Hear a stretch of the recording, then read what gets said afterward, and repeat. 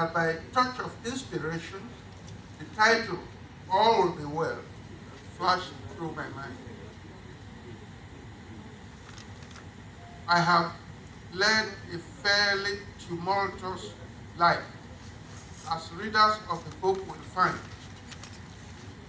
At a certain stage of my life, I was going through a bout of depression when a very close relation of mine brought me a book containing a year's morning devotion of the Redeemed Christian Church of God as a present.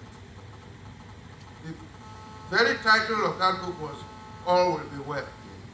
And that uplifted my spirit and gave me a perspective of hope and happiness. That title had a soothing and calming effect on me for a very long time, and I've never forgotten it. That is how this book got its title. I belong to a unique generation of Nigerians who have seen it all. Whilst I was in secondary school, Zik, Awolowo, Ahmadu Bello, and all the other senior politicians were already leading the country towards independence. After I left school, I watched independent Nigeria gradually unraveling before my eyes until the blackout of 15 January 1966.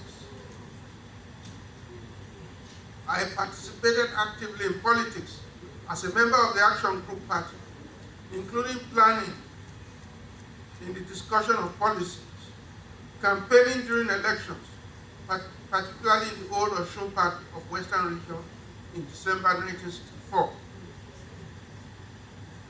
In fact, it was in the campaign field that I learned my basic Yoruba, because you have to speak Yoruba, so I was taught what to say and who to vote for.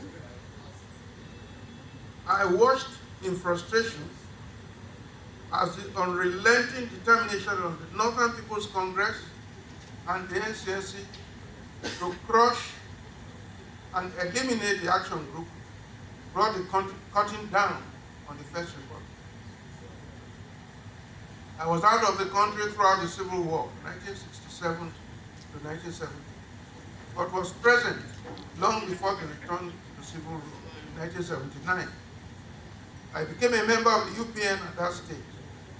Since then, I've always belonged to what Nigerians generally refer to as the progressive tendencies in party politics. This is the position from which I have participated in the debate on critical issues of the polity, issues like federalism, restructuring, integrity in public service, legacy of the judiciary, and the cost of governance. This book contains some hard facts which are definitely unflattering with regard to some well-known personalities, past and present. I would like to repeat what I stated in the preface of the book, that I bear no ill will to anyone mentioned in a negative context in the book. I felt that if I had to tell my story, then it must be the truth, nothing but the truth. In fact, I later had fairly good relationships with some of those fierce antagonists long after the events reported in this book. All told, therefore, my takeaway from all this is that in our journey through life, we learn to be just, fair, and considerate towards others.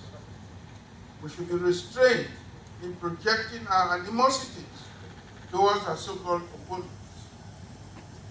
In the final analysis, life is too short for us to inflict unnecessary pain and anguish towards each other.